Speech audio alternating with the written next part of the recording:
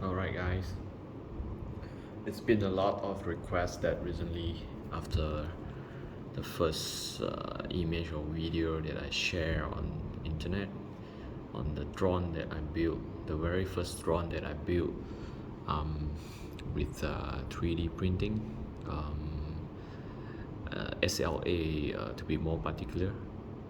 So okay, the the main concept of this drone the initial thought that I have is I want to have something that looks futuristic, um, and I need it to be clean and clean design and low coefficient of drag, and this kind of the main drive behind it, why I came out with this.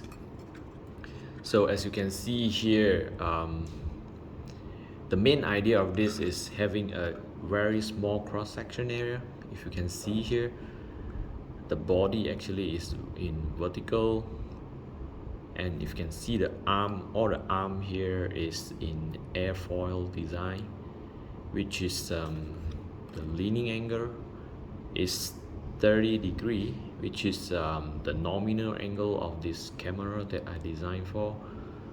So by doing that, when this inclined 30 degree, in forward flight, it actually having a minimal cross-section area.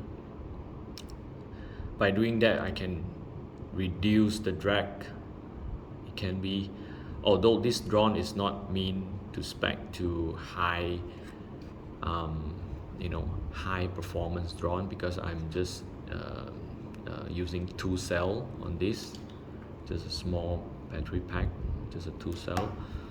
So the reason why I go for 2 cell is because I need the thin body profile. This is just like 11 millimeter. It's quite thin. Alright, that's enough for that. So I name it as Reno because coefficient of air drag, we call it Reno number. When the Reno number is low, it means the drag is low, so I name it as Reno, and I put it like RN01, like Reno 01, the number 1 that I built. Alright, the requirement to build this drone is because this is quite tiny, I would say. There's a lot of small feature within this drone that normal FDM printer is not capable of. The precision and resolution is just not fine enough. So I have to opt to SLA printer. And the material I choose is tough nylon. I believe there is a couple of manufacturers that available in the market that you can try on it to achieve this. The toughness actually is not bad.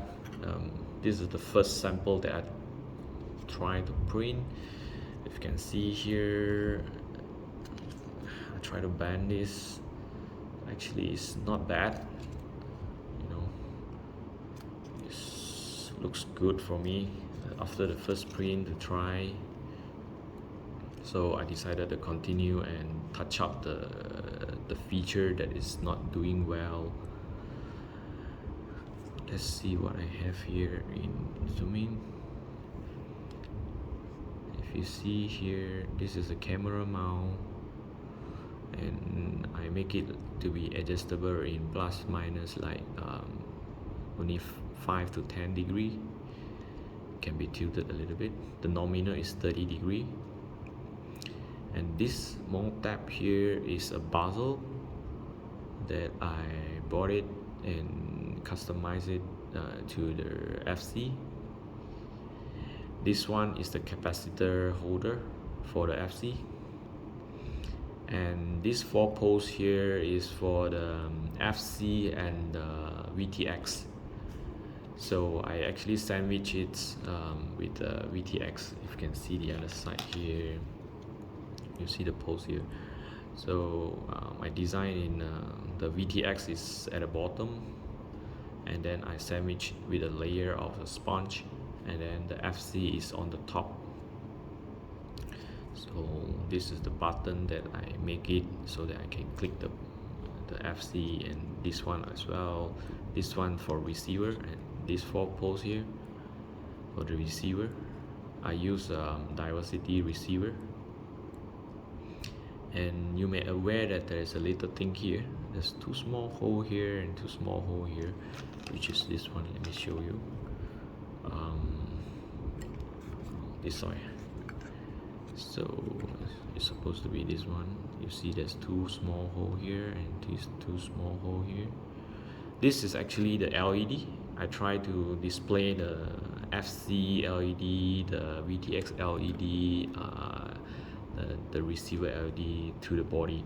How I did that is this small little thing here is actually what I'm using is fiber optic line.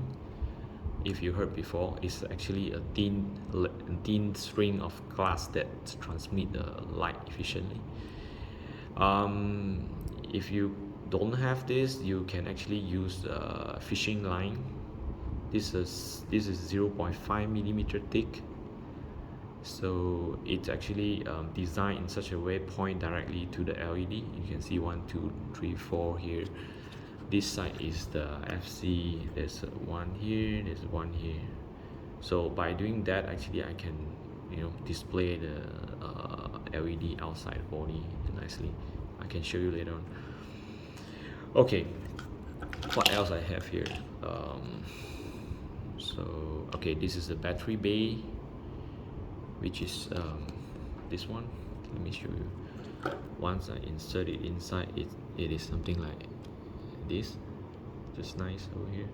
Slide it this way. Okay.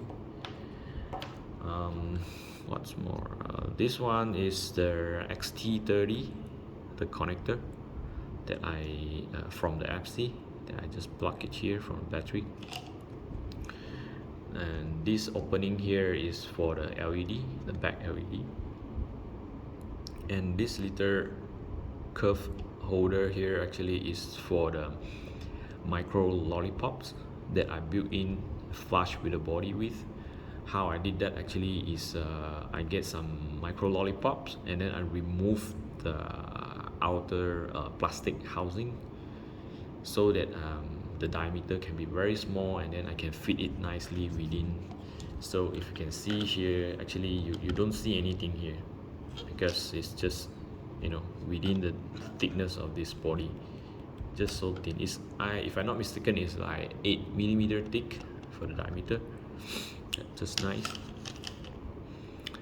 Okay, other than that, I have this model. I'm using like 1204 5000 kV. It may be a little bit undersized, but I just flew this just now, the first flew. It's I would say it's just nice because I got a middle throttle stick for it to hover, so it's just nice for me. I prefer to have a middle throttle for hovering, so I can have room for the higher throttle and lower throttle. Looking good. And this is 2-plate 3-inch. It's I forget what is this. This should be 30. Yeah, it's 2 millimeter. Sorry, not 2 millimeter. It's 3020 plate. Okay.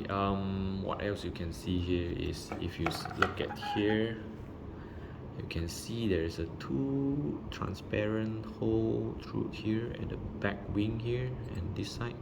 This actually is a diversity antenna that hidden inside, and this is how I did the design so that everything hide inside the system, flush and clean.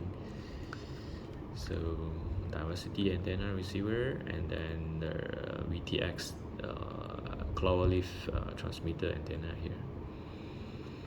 That's how it looks like. And this the camera, I'm using the nano one, the smallest I can get. Sorry, a bit blurry.